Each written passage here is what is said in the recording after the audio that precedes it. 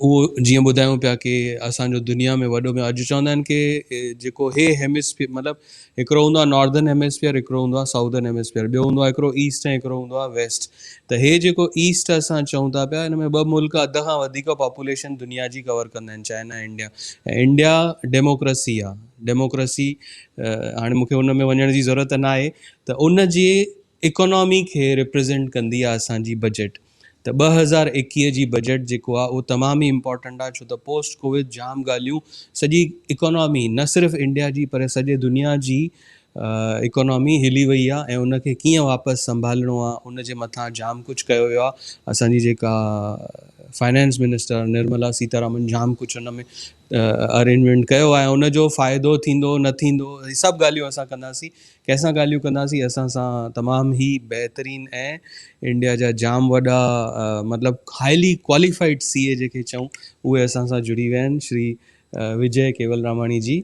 ऐं उन्हनि न सिर्फ़ु चार्टर्ड अकाउंटेंसी कई आहे, पर उन्हनि BCom LLM ऐं MBA ऐं उन्हनि जो जेको चइबो आहे गवर्नमेंट जे एजेंसीज़ में इन्वॉल्वमेंट आहे कि अगरि कोई उनजी ऑडिट कहिड़े तरह सां कई वेंदी आहे, उनखे गाइड कंदा आहिनि विजय जी। ऐं सभिनी खां वॾी ॻाल्हि जेका आहे कि मां चाहींदुमि उन्हनि खे पहिरियों असां स्क्रीन ते घुरायूं ऐं पोइ उन्हनि सां उन हिकु ॿी ॻाल्हि आहे मां ॿुधाइणु चाहींदुमि। त प्लीज़ विजय जी खे इनवाइट कयो।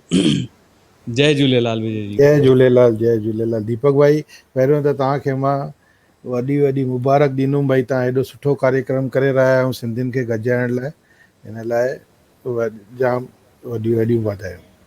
Thank you so much Vijay ji. ऐं मां दर्शकनि खे ॿुधाइणु चाहींदुमि कि हिकिड़ा CA हिकु पंहिंजो पाण में तमामु ई ॾुखियो हिकिड़ो कैरियर आहे। उनखे फॉलो करणु, ऐं न सिर्फ़ु फॉलो करणु, 26 साल तव्हां उन कैरियर में उन में जाम कुझु कयो आहे। ऐं हिकिड़ा हूंदा आहिनि जेके सिर्फ़ु CA कंदा आहिनि, ऐं तव्हां न सिर्फ़ु CA पर CA खां पोइ तव्हांजी हिकिड़ी ग्रुप आहे जंहिंखे टैक्स फ्रेंड्स चवंदा आहियो, जंहिंमें तव्हां Sindhi CA all over India जा आहिनि, उन्हनि खे तव्हां गाइड कंदा आहियो, उन्हनि सां कॉन्फ्रेंसिस कंदा आहियो, छा थी रहियो आहे चार्टर्ड अकाउंटेंसी में, उहो सभु उन्हनि खे तव्हां ॿुधायो बि था पिया। त हैड्स ऑफ टू यू कि तव्हां एॾो सुठो कमु करे रहिया आहियो, पाण बि हिकु ऊचाईअ ते पहुची विया आहियो, ऐं ॿियनि सिंधियुनि खे बि चओ था तव्हां बि अचो असां सां जुड़ो। इहा जाम वॾी ॻाल्हि आहे। त असां we feel like privileged, we feel so proud that तव्हां असांजे शो ते तव्हां टाइम ॾिनो आहे ऐं असांखे बजट जे बारे में ॿुधाइण आया आहियो। Thank you so much for coming to our show. मुंहिंजी ख़ुशनसीबी आहे भाई मूंखे हिन शो ते मौक़ो मिलियो। त विजय जी, बसि हाणे असां ॻाल्हियूं कंदासीं कि जेको बजट हिन साल थियो, बजट 2021 जेको असां चऊं था कि अहिड़े तरह जी सिचुएशन अॼु ताईं कॾहिं बि न थी हुई दुनिया में, कि कोविड जे करे सॼी दुनिया जी इकोनॉमी बिज़नेस सभु इम्पैक्ट थी विया हुया। त जाम कुझु एक्सपेक्टेशन हुयूं। त छा थियो exactly at a high level, अगरि फोकस छा आहे हिन बजट जो, अगरि उहो तव्हां ॿुधायो, पोइ असां हिकु हिकु सिलसिलेवार, असांखे चङनि ई माण्हुनि क्वेश्चन्स मोकिलिया आहिनि ऐं असां दर्शकनि खे चवंदासीं कि उहे बि पंहिंजा क्वेश्चन्स प्लीज़ पोस्ट कयो, तव्हांखे अगरि हुजनि त उन्हनि सभिनी जे मथां असां ॻाल्हियूं कंदासीं। हे विजय जी जो हिकु कार्ड आहे जंहिंमें इन्हनि जी एड्रेस, फ़ोन नंबर, ईमेल सभु ॾिनल आहे। त हा विजय जी। हा दीपक जी, पहिरियों बजट ॾे वञण खां अॻु तव्हां टैक्स फ्रेंड जी ॻाल्हि कढी, त ॿ अखर तव्हांजे पर इज़ाज़त सां मां चवणु चाहींदुमि टैक्स फ्रेंड जे बारे में। ज़रूरु। टैक्स फ्रेंड हिकु 42 साल झूनी एसोसिएशन आहे, जंहिंमें जॾहिं त ज़रूरत सम्झी वई हुई भाई सिंधियुनि जी एकता गॾु कयूं। त मां न शुरू कई आहे, असांजे वॾनि शुरू कई आहे, उन्हनि गॾिजी करे कई त भाई सिंधी CA एडवोकेट ऐं टैक्स प्रैक्टिशनर जेके बि आहिनि उन्हनि खे गॾु कयूं। ईअं वधंदे वधंदी हली। ऐं इहा मुंहिंजी ख़ुशकिस्मत हुई त भाई मूंखे 4 साल 2 टर्म उन्हनि जो प्रेसिडेंट थी करे उन्हनि जी सेवा करण जो मौक़ो मिलियो ऐं उनखे वधाइण जो मौक़ो मिलियो।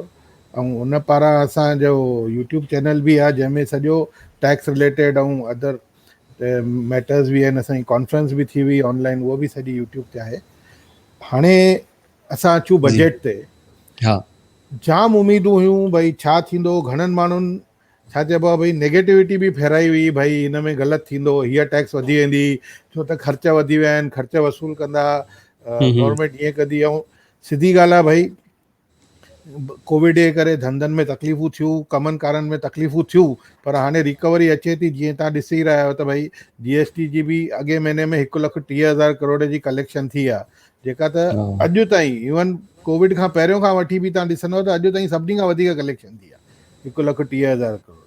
त इकोनॉमी थोरी ट्रैक ते आई आहे असांजी, हम्म त हिननि जो हुयो असांखे, पर गवर्नमेंट जो तव्हां फोकस एरिया ॾिसंदव त बजट में हुननि मेन कॉन्सनट्रेट ई फोकस एरियाज़ ते कयो आहे। पहिरीं फोकस एरिया इन करे रखी अथऊं हेल्थ, सिहत, अच्छा पब्लिक जी सिहत ते। ऐं हुन में तव्हां ॾिसंदव त पहिरियों जेको असांजो टारगेट आहे कोविड वैक्सीन ॾियणु। ओके हिंदुस्तान में सॼो दुनिया में 3 नंबर 3rd लार्जेस्ट वैक्सीनेशन चालू आहे। ऐं हिन महिल ताईं तव्हां सोचींदव भई 20 ॾींहंनि में 60 लख माण्हुनि जी वैक्सीनेशन थी चुकी आहे। अच्छा पहिरियों फेज़ वाह पूरो वाह थी चुको आहे, भई जेके मेडिकल जेके डॉक्टर्स आहिनि उन्हनि जी थी वई आहे। हाणे फ्रंट लाइन वर्कर, भई तव्हांजा म्यूनसिपालिटी जा वर्कर या जेके फ्रंट में कमु कंदा आहिनि, उन्हनि जो 2nd फेज़ चालू थियो आहे। ऐं उनखां उहो थियण खां पोइ वरी 50 साल खां मथे जेके वॾा माण्हू आहिनि उन्हनि जी 3rd फेज़ कंदा। त ओके वॾे में वॾी वैक्सीनेशन ड्राइव चालू आहे। ऐं उन लाइ इन बजट में बि प्रावधान कयल आहे 35,000 करोड़ जो। ऐं असांजी अच्छा फिनांस मिनिस्टर उन ते न बीठी आहे, उन उहो बि चयो आहे भई वधीक बि लॻंदा त मां न सोचींदुमि, छो त असांजे प्रधानमंत्री घोषणा कई आहे भई इहा वैक्सीनेशन सभिनी खे फ्री मिलंदी, ओके असां हिकु पैसो न वठंदासीं। त उन्हनि इन करे चयो भई 35,000 करोड़ हाली असां रखिया आहिनि पासीरा, वधीक खपंदा त उहे बि ॾींदासीं। इन जे अलावा स्वास्थ्य लाइ हिन सरकार 2,23,000 करोड़ 2,23,000 करोड़ जो प्रावधान कयो अथई, जेको त अॻे साल ख़ाली 94,000 करोड़ जो प्रावधान हो। उन भेट में तव्हां सम्झो था त 137% मथे आहे। हुन मां तव्हां सम्झी वाह सघंदव त भई देश जे स्वास्थ्य लाइ हेल्थ केॾी चिंता आहे हेल्थ जी।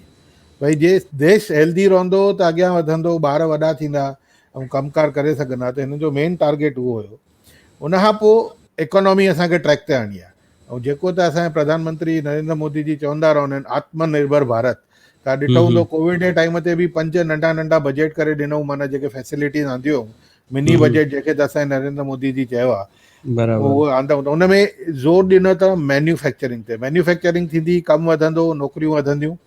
त उन जे लाइ हिननि प्रावधान रखियो आहे 1,97,000 करोड़ जो मैन्युफैक्चरिंग सेक्टर। सभु ईंदड़ 5 सालनि में सरकार पंहिंजे पारां सपोर्ट ॾींदी मैन्युफैक्चरिंग सेक्टरनि खे, भई कमकार वधे त रोज़ी रोटी वधे ऐं आमदनी वधे माण्हुनि जी। ऐं उनखां पोइ अॼु मैन्युफैक्चरिंग वधाइणी आहे त असांखे रोड खपनि, रस्ता खपनि, ट्रांसपोर्टेशन खपे। इन करे टियों हिननि जो फोकस एरिया आहे इंफ्रास्ट्रक्चर। रोड ऐं हाईवे ओके डेवलपमेंट लाइ 1,18,000 करोड़ जो इंफ्रास्ट्रक्चर रखियो अथऊं। ऐं रेलवे डेवलपमेंट लाइ 1,10,000 करोड़ जो इंफ्रास्ट्रक्चर रखियो वियो आहे।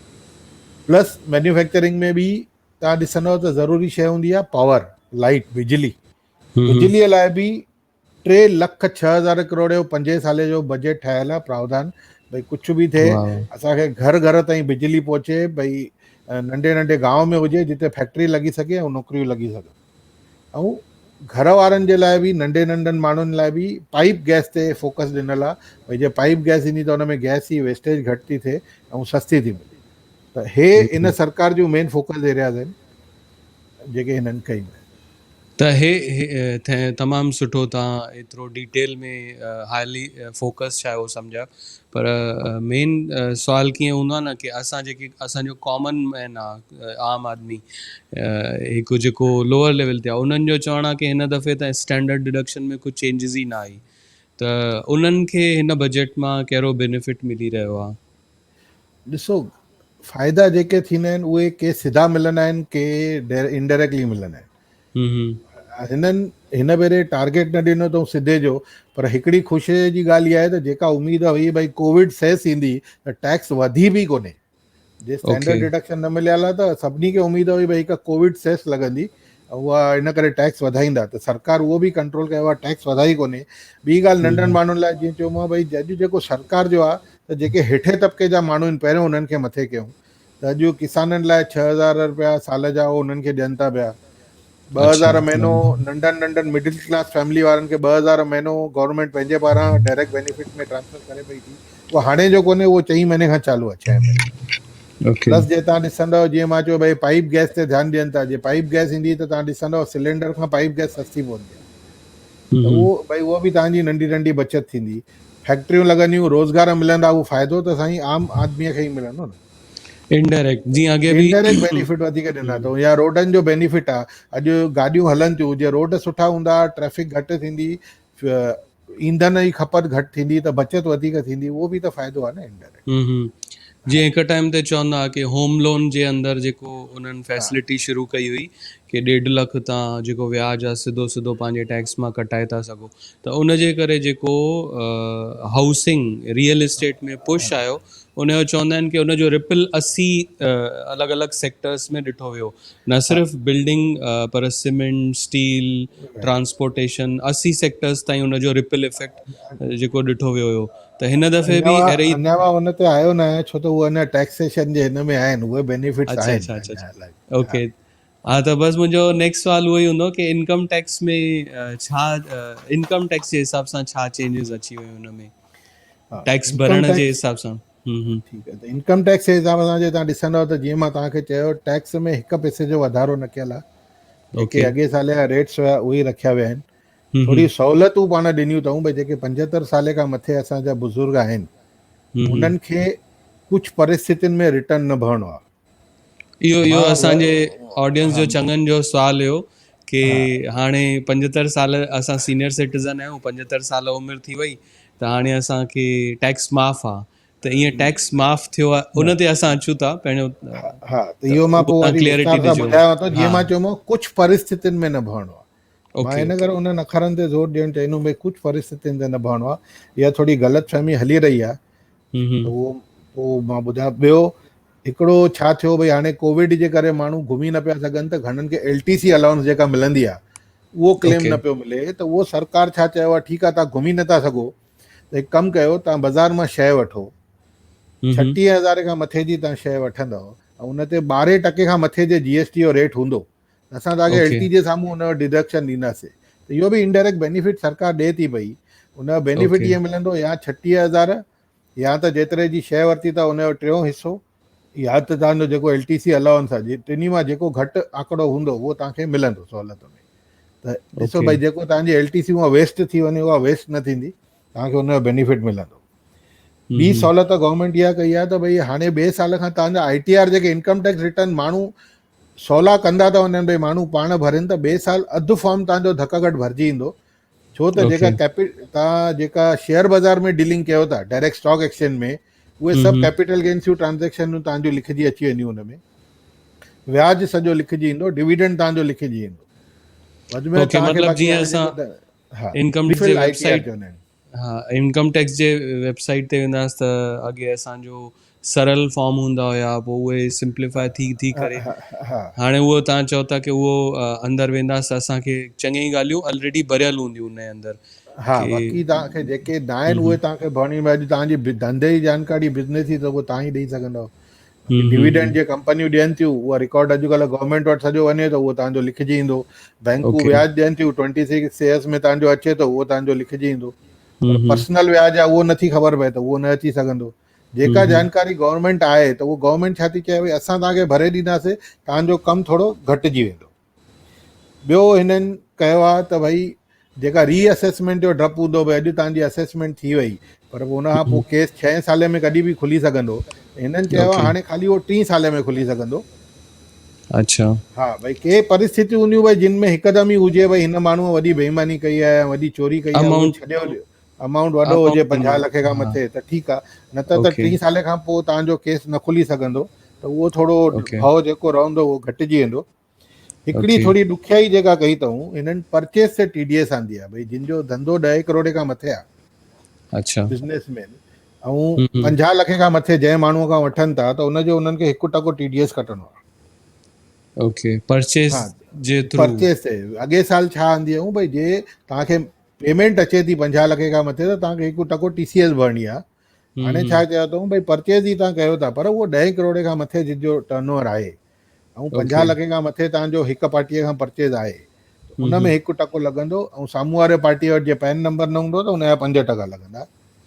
एतिरी सहूलियत ॾिनी अथऊं, जे तव्हां TDS था कटियो, त पोइ उन पार्टीअ जे पेमेंट मां तव्हांखे उहो TCS न लॻंदी, माना साम्हूं वारो तव्हांजो TCS न कंदो। ओके।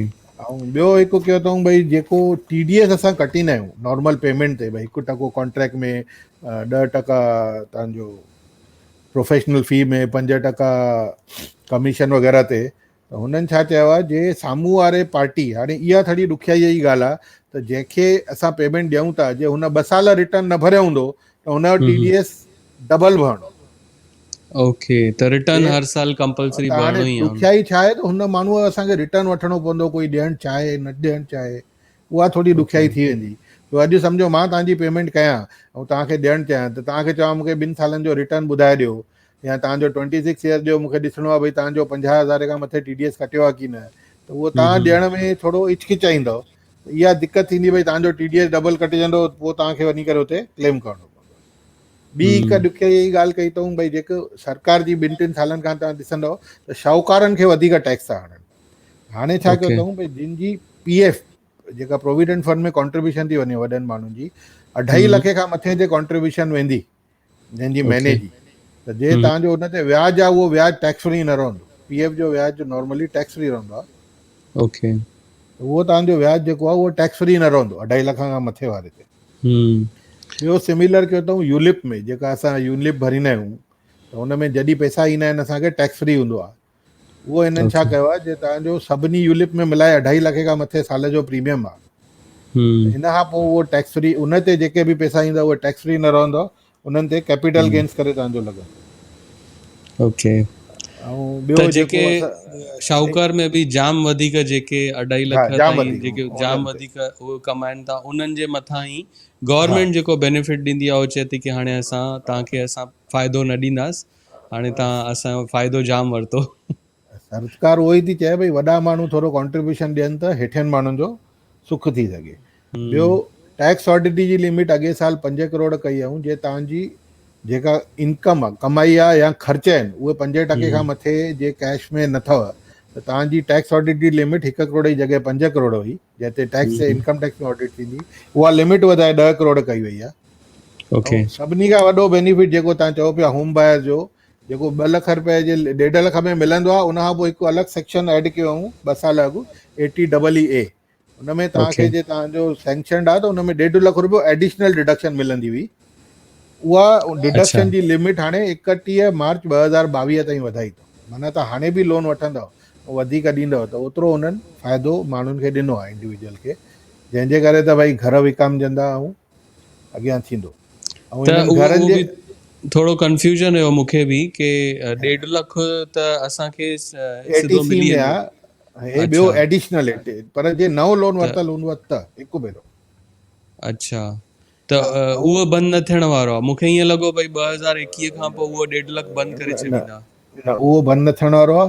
ऐं ॿियो घरनि जे लाइ ॿी सहूलियत ॾिनी अथऊं, भई घणनि बिल्डरनि जूं ही हुई कंप्लेंट, भई असांजो माल नथो विकामजे, जॻहियूं नथियूं विकामजनि, त उनखे सहूलियत ॾियण लाइ कयो अथऊं, जे 12 नवंबर 2020 ऐं 3 जून 2021 जे विच में कोई बिल्डर 2 करोड़ खां घटि वारो फ्लैट विकिणे थो, वठण वारो जे पहिरें टाइम जो पार्टी आहे, माना जंहिंखे पहिरियों अॼु ताईं घर कोन्हे, पहिरियों भेरो घर वठे थो डायरेक्ट बिल्डर खां, त अॼु जंहिं हिसाब सां तव्हां ॾिसो था थोरा अघ किरियल आहिनि, त घणी असांजी कंप्लेंट छा हूंदी आहे, त असांजो कार्ड रेट जेको हूंदो आहे, सर्कल रेट, उन ते खयों वेंदो आहे, त भई तव्हां भले करोड़ जो फ्लैट आहे 80 ॾियो था, त तव्हांखे टैक्स करोड़ जे हिसाब सां लॻंदी आहे। उहा उन्हनि रेकनर रेट, त उन्हनि सहूलियत ॾिनी आहे भई 20% तव्हांजी एडजस्टमेंट थी सघंदी उन में।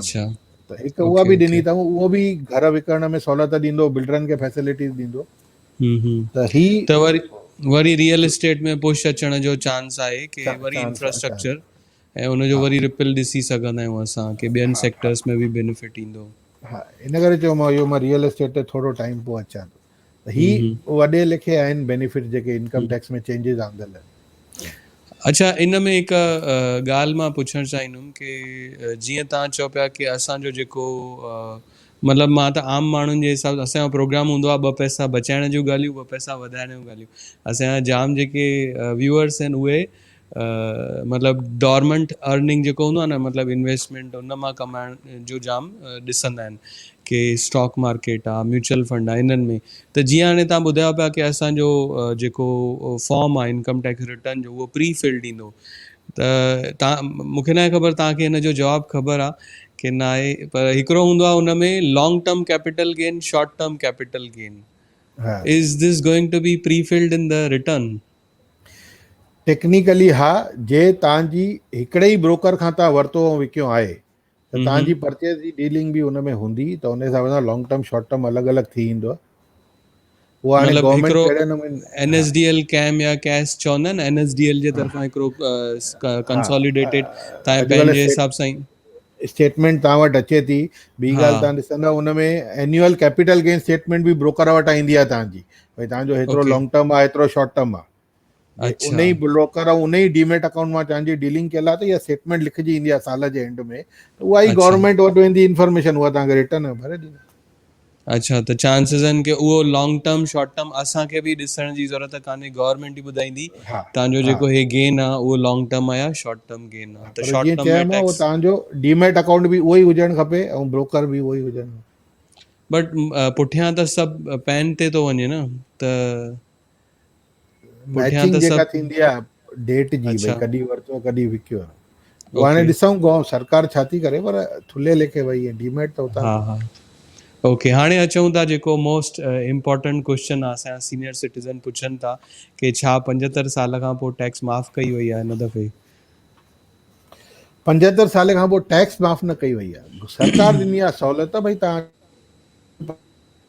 ऐं तव्हांजी कमाई ख़ाली पेंशन मां थी अचे, व्याज मां थी अचे, बैंक जे व्याज मां, ओके, त तव्हांखे रिटर्न न भरिबो। बैंक जो व्याज ऐं पेंशन उहो हिक ई बैंक में आहे। जे तव्हांजूं एफडियूं 3 बैंकुनि में, त इहा सहूलियत तव्हांखे न मिलंदी। घणो करे छा थो थिए, अच्छा, जेके सीनियर सिटीज़न उन्हनि जूं पेंशनूं बैंक जे थ्रू अचनि थियूं, भई के RBI मां रिटायर थियल हूंदा, के रेलवे में हूंदा, सरकारी नौकरियुनि मां रिटायर थियनि था, या प्राइवेट मां बि थियनि था, त बैंकुनि जे थ्रू पेंशन ईंदी आहे। त बराबर, उन्हनि खे हिकु डिक्लेरेशन भरे ॾियणु, ऐं हुन ई बैंक में उन्हनि जूं एफडियूं आहिनि जंहिंमां व्याज अचे थो, त हिननि खे ख़ाली हिकु डिक्लेरेशन भरे ॾियणी आहे बैंक में।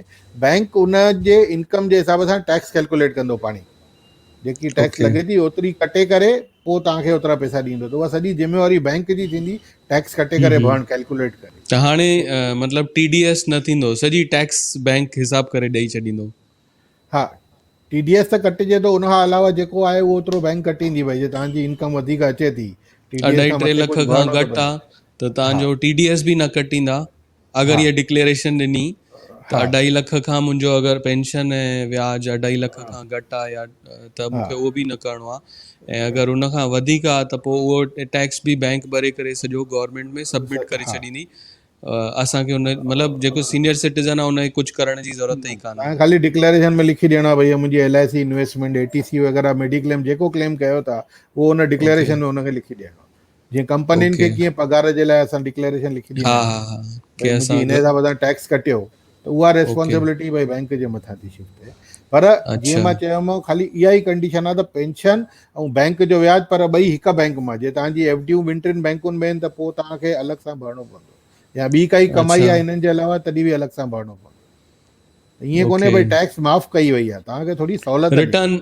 रिटर्न माफ़, मतलब रिटर्न माफ़ हा, कयो वियो आहे, सहूलियत रिटर्न ॾिनी न। आहे सरकार। हा, हा उहो बि कंडीशनली, जिन जो हा ख़ाली व्याज ऐं पेंशन मां इनकम आहे, उन्हनि खे ख़ाली इहा सहूलियत ॾिनी वई आहे हा कि हिन एज में, मतलब उन्हनि खे ऑलरेडी जाम ॿिया बि टेंशन हूंदा आहिनि सिहत जा आहे, त उनजे साम्हूं हे बि अञा बि उन्हनि खे पेंशन लाइ उन्हनि खे भई सर्टिफिकेट बि ॾियणो पवंदो आहे, भई तव्हां ज़िंदा आहियो 5-5 लाइफ साल। सर्टिफिकेट। हा, त उहो बि हिकु जाम वॾो हे आहे, त हर उते वञी करे ॾेखारिणो पवंदो आहे, भई हा मां आहियां, मुंहिंजी पेंशन कंटिन्यू कयो।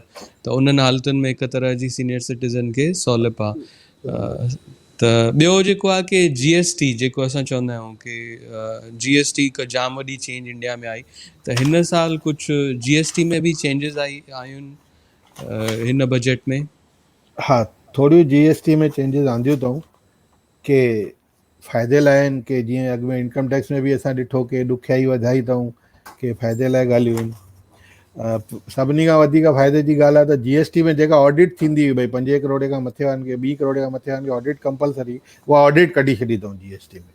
त हिन साल ओके, थींदी, पर ॿिए साल खां मार्च 21 जेको साल पूरो थींदो, उनखां GST में ऑडिट न कराइणी पवंदी। ॿियो ओके, हिकिड़ो, हा, हा, हिकिड़ो हा, ॿियो केस आयो हो सुप्रीम कोर्ट मां। छा आहे, सरकार घणा भेरा बजट ठाहींदी आहे न, त उहे जेके केस वेंदा आहिनि उन्हनि खे दॿाइण लाइ बि ठाहींदी आहे। हिकिड़ो अच्छा, केस वियो त भई जीअं अॼु तव्हां असांजी क्लबूं हलनि थियूं, उन क्लब में छा थींदो आहे, असां मेंबर्स फी भरींदा आहियूं, बट डेट इज़ उहो सर्विस जेका वठंदा आहियूं म्यूचुअल आहे, छो त असां फी भरियूं था, सर्विस वठूं था, ऐं बीइंग अ मेंबर असां ई था भरियूं, छो त असां एसोसिएशन हलायूं बि असां था एज़ अ मेंबर। जीअं अॼु ओके। तव्हांजी सिंधियत फाउंडेशन आहे असांजी जेका, त उन में जे तव्हां मेंबर्स खां फी वठो था, त अॻु में उहो सुप्रीम कोर्ट जी जजमेंट छा हुई, भई मेंबर पाण में वठनि था, ऐं पंहिंजो पाण में ई था ख़र्चु कनि, को कमाइण लाइ नथा वठनि, त उन ते GST न लॻणु खपे। त उहा उन्हनि ओके। हाणे कानून चेंज कयो आहे, भई न, इन ते जे तव्हांजी 40-20 लख खां मथे हूंदी टोटल ग्रॉस कलेक्शन मेंबरनि खां, त GST तव्हांखे कलेक्ट करणी पवंदी मेंबरनि खां। ओके, हा मतलब ॿी ये न, क्लब्स खे भी एज अ इंडिविजुअल वांगुर हा ट्रीटमेंट हा मिलण हा लगी हाणे। हा क्लैरिफिकेशन न हुई, त कोर्टुनि जे जजमेंट जे हिसाब सां ईअं हलंदो, त उन्हनि उहो चेंज कयो। ॿियो हाणे छा कयो अथऊं, भई जेको असां इनपुट टैक्स क्रेडिट वठंदा आहियूं, अॼु छा थो थिए, भई अॼु मां तव्हांखे माल विकियो आहे, तव्हां खां GST वरिती आहे, मां भरी आहे न भरी आहे, कॾहिं मां रिटर्न न भरियो आहे, पर तव्हांखे मुंहिंजो बिल आहे, उन बेसिस ते तव्हां इनपुट टैक्स क्रेडिट वठी सघंदा आहियो। हाणे हिननि ओके। छा कयो आहे, जे मां रिटर्न न भरींदुमि त तव्हां न वठी सघंदा। ओके। हा, माना तव्हांखे मुंहिंजे पुठियां पवणो आहे, भई तव्हां भराए ॾियो, तॾहिं वञी करे कमु थींदो। इहा मतलब थोरी समझो, ॾुखियाई ॻाल्हि आहे। मतलब मां चवां थो कि भई मां बिस्किट ठाहींदो आहियां, मां साम्हूं मैदो थो वठां पियो, हिकु एग्जाम्पल थो ॾियां, त मैदो थो वठां पियो, मैदे मां बिस्किट ठाहींदुमि, त उहो जेको मैदो वठण महिल मूंखे इनपुट क्रेडिट मिलंदी हुई हा उन जे इन में, त हाणे अगरि उहो मैदे वारो GST नथो भरे भरे न, या रिटर्न नथो भरे, भले GST भरे थो, जेसि ताईं रिटर्न नथो भरे GST अच्छा वारो, त उन ऑनलाइन ॾिसणु ईंदो, तेसि ताईं तव्हांखे न मिलंदो। इहा थोरी अच्छा ॾुखियाई अच्छा ॻाल्हि आहे, ऐं वीचारो जेको पैसा भरे वेठो आहे, उनजे मथां इहा सज़ा आहे हिकु क़िस्म जी, भई तव्हां अच्छा हुन मैदे वारे पुठियां भरो, भाई मां तोखे GST जा पैसा ॾिना आहिनि, तूं रिटर्न छो नथो भरे छो नथो। माना सरकार छा आहे, पंहिंजी ज़िम्मेवारी हटाए करे असांजे मथां थी विझे, अच्छा छो तव्हांखे क्रेडिट खपे त तव्हां हुन जी पुठि वठंदव। ॿियो, डेलीगेशन मतलब उन्हनि हेठि लाहे छॾी पंहिंजी ज़िम्मेदारी। हा, ऐं ॿियो 200% पेनल्टी रखी, अॼु जे तव्हांजो माल पकड़ियो थो वञे, भई घणा भेरा बिल में नंढी नंढी मिस्टेक थी वेंदी आहे, त तव्हां ॾिसंदव GST ऑफिसर चेकिंग करे सॼी ट्रक ज़ब्त था करे छॾनि, त जे उहा ज़ब्त ओके। थी थिए ऐं तव्हांखे छॾाइणी आहे, त अॻु में 100% पेनल्टी भरणी पवंदी टैक्स जी, हाणे 200% पेनल्टी भरणी पवंदी, जे तव्हांखे उहा ट्रक छॾाइणी आहे त। ऐं तव्हांखे अच्छा। ई न, जेको माल मोकिले थो, जंहिंजो सामान आहे, उनखे त भरणी आहे, वीचारो जेको ट्रक वारो ट्रांसपोर्टर आहे, उनखे बि ₹1,00,000 पेनल्टी भरणी आहे पंहिंजी ट्रक छॾाइण लाइ। हाणे हुन में उन ट्रक वारे जो कहिड़ो ॾोह आहे, उहो मूंखे अञा ताईं सम्झ में न आयो आहे, पर हुन वीचारे खे बि, उहो त वीचारो हिकु माल ॾोहे करे ॿी जॻह खणी थो वञे, पर हुन मतलब ट्रक वारे हर खे बि कंहिंखे ₹1,00,000 पेनल्टी भरणी। हर कंहिंखे ज़िम्मेदार थो कयो वञे, जीअं असां चवंदा आहिनि न व्हाट्सअप में फॉरवर्ड अचनि था, तव्हां पढ़ो नथा, ईअं ई फॉरवर्ड था करे हा छॾियो, हा त हा तव्हां बि ज़िम्मेदार आहियो जॾहिं फॉरवर्ड था कयो, त साॻे ई तरह सां जीअं हा, ट्रक न वारो पर आहे, हाणे उहो ट्रक ही इज़ अ वारे वीचारे कैरियर। हुन ट्रांसपोर्टर खे बिल में कहिड़ी ग़लती आहे, किथां ख़बर पवंदी। बराबरि आहे। उहा थोरो इहे ॾुखियाई जूं ॻाल्हियूं मेन हम्म, इन में इहे आहिनि। बाक़ी त हाणे GST जेको रोज़ नई नोटिफिकेशन ईंदी आहे, मां इहे जेके मेन हिन बजट में आणूं, त उहो मां चयो भई थोरो तव्हां खां ॿुधाए करे हा। माण्हुनि ऐं खे ॿुधाए। ॿी हिकु वॾी ॻाल्हि हिन दफ़े, हाणे जीअं चवंदा आहिनि न, जीअं कंट्री डेवलप्ड थींदो वेंदो आहे, जीअं हाणे अमेरिका आहे, UK आहे, फ्रांस आहे, त इन्हनि मुल्कनि जी तमामु वॾी बजट जेका आहे डिफेंस जे मथां, मतिलबु अमेरिका खे मञींदा छो, उन्हनि जो डिफेंस बजट जाम वॾो आहे, त हाणे हा असांजो इंडिया बि आहे जाम तेज़ीअ सां अॻिते वधी रहियो आहे, जाम वॾी इकोनॉमी ठहंदो थो वञे, चवनि था हाणे ट्रिलियंस में वञण वारी आहे, त डिफेंस जे मथां जाम, रफ़ेल जे मथां ख़र्च इहे वधंदी थी वञे बजट, त उहो हिन दफ़े छा थियो, थोरो उहो बि थोरो ॿुधायो त असांखे सुठो लॻंदो उन बारे में। हा, ईअं तव्हां चओ था त भई असांजी टारगेट आहे 5 लख करोड़ जी इकोनॉमी, 5 ट्रिलियन जी इकोनॉमी करण जी, ऐं थोरो कोविड जे करे थोरो हेठि अची वई, न त ट्रैक ते वियासीं, शायदि 2025 जो टारगेट हुयो, हाणे थोरो शायदि ॾुखियो थिए, पर जंहिं हिसाब सां रिकवरी थिए थी, ऐं गवर्नमेंट जो टारगेट सुठो आहे, भई ॿिए दफ़े थींदी। ऐं डिफेंस जे मथां जाम ॻाल्हियूं निकितियूं, जाम डिस्कशन थी, विपक्ष वारनि बि घणो आवाज़ु कढियो, भई बजट में डिफेंस जो कुझु स्पीच में न चयल आहे, सभु ॻाल्हियूं स्पीच में न ईंदियूं। तव्हां जे बजट ओके। पढ़ंदव त 3,47,000 करोड़ जो डिफेंस बजट रखियल आहे, माना ओतिरे जी इन्हनि रखी आहे, भई असां सामग्री वठंदासीं, छो त जीअं रफ़ाइल या अॼुकल्ह उहो सबमरीन जी डील पई थी हले, या तेजस जो बि सेकंड फेज जी डील हले पई थी, त हीअ सरकार हुन में ढिलाई नथी ॾे, तयारीअ में आहे, पर ओतिरो ई आहे, भई हर का शइ बजट जे स्पीच में न ईंदी आहे, त बजट बराबरि ध्यान सां ॾिसंदव त हुन में लिखियलु आहे 3,47,000 करोड़ जो बजट प्रावधान कयल आहे डिफेंस। ओके, त तमामु ई मतिलबु टीवी ॾिसी करे न्यूज़पेपर पढ़ी करे असांखे एॾियुनि ॻाल्हियुनि जी ख़बर न पवंदी आहे, बट तव्हां असांजे शो में अची करे एॾियूं इन डेप्थ ॻाल्हियूं सिंधीअ में असांजे ऑडियंस खे सम्झायो त तमामु ई सुठो लॻी रहियो आहे ऐं तमामु सुठा सुठा कमेंट्स बि अची रहिया आहिनि। कुझु सुवाल खणी वठूं या? भले। त हिकिड़ो भीषम जी आहिनि, दिल्ली मां आहिनि, इन्हनि लिखियो आहे, if one has some refund then he has to file the ITR। Yes. Okay, मतिलबु उन्हनि खे कंहिं बि तरह जो ॿियो सोर्स ऑफ इनकम आहे त they will come under the they will come under जेसि ताईं तव्हां सरकार खां क्लेम न कंदव त पाण त रिफंड ईंदो न। ITR जो मतिलबु आहे क्लेम करणु। ऐं ॿियो बि हिकिड़ो उन्हनि सुवाल पुछियो आहे कि LTC scheme, do U feel that it will be availed? ॾिसो, वठण वारा माण्हू वठंदा आहिनि ऐं हिन भेरे ख़र्च बि घणा थिया आहिनि माण्हुनि जा। जे तव्हां कलेक्शन करे ऐं LTC में इहो ॾिनो अथऊं भई ख़ाली तव्हां जेको एम्प्लॉई आहे उनजे नाले परचेज न हुजणु खपे, घर वारनि जे नाले परचेज बि हलंदी। माना तव्हांजो स्पाउस जे नाले, हस्बैंड या वाइफ जे नाले बि आहे त उहो बि तव्हां उन में क्लेम करे सघंदा आहियो। वाह, त तमामु सुठो। हाणे मां दर्शकनि खे चवंदुमि कि अहिड़ी तरह सां चङे ई माण्हू असांजा शो पोइ बि ॾिसंदा आहिनि, कंहिं ॻाल्हि में बिज़ी हूंदा आहिनि पोइ बि ॾिसंदा आहिनि, त मां उन्हनि खे चवंदुमि कि अगरि उन्हनि खे अञा बि कुझु सुवाल हुजनि या कंहिं तरह सां तव्हां ताईं पहुचणु था चाहिनि त तव्हांजो जेको कार्ड आहे मां चाहींदुमि उहो ॾेखारियो वञे त तव्हां ताईं पहुची सघंदा आहिनि। ऐं हीअ तव्हांजी ईमेल एड्रेस आहे info@kevalramani.in, बराबरि? हा, त इन ते बि लिखी सघंदा आहिनि ऐं तव्हां खां इन जे बारे में कंहिं बि तरह जा ॿिया बि सुवाल हुजनि। ऐं जीअं तव्हां हमेशह सिंधी जेके CAs आहिनि उन्हनि खे बि तव्हां guide, you are like guiding force to them कि हे करिणो आहे, हे न करिणो आहे, त जेके आहिनि उहे तव्हां ताईं पहुची सघंदा आहिनि हिन ज़रिए। असांजी कोशिशि रहंदी आहे भई सिंधी गॾु थियनि सभिनी जॻहियुनि ते। त तमामु ई सुठो लॻो विजय जी तव्हां सां ॻाल्हाए करे। हेतिरियूं ॾुखियूं ॻाल्हियूं तव्हां एतिरो सवले सिंधीअ में सभिनी खे सम्झायो। ऐं मां चाहींदुमि दर्शकनि खे बि, अगरि अॻिते बि तव्हांखे अहिड़े तरह जा कुझु सुवाल हुजनि त तव्हां असांखे radiosindhi@gmail ते बि लिखी सघंदा आहियो। असां महीने में हिकु दफ़ो कोशिशि कंदासीं कि कंहिं तरह सां उहे कंसोलिडेट करे तव्हां ताईं उन्हनि जो जवाबु पहुचायूं विजय जी जे थ्रू। त मां चाहींदुमि स्लाइड भले पासे करे छॾियो। त thank you so much Vijay ji, तव्हां असांजे शो में आया, तमामु सुठो लॻो। तमामु वॾी महिरबानी। महिरबानी न, इहो मुंहिंजो फ़र्ज़ु आहे त भई पंहिंजे भाउरनि ताईं जे मां कुझु करे सघां, काई ॻाल्हि पहुचाए सघां। अॻियां बि मुंहिंजो कोई बि सपोर्ट खपे त मां हमेशह तयारु आहियां। शुकुरगुज़ार। Thank you so much. जय झूलेलाल। जय झूलेलाल।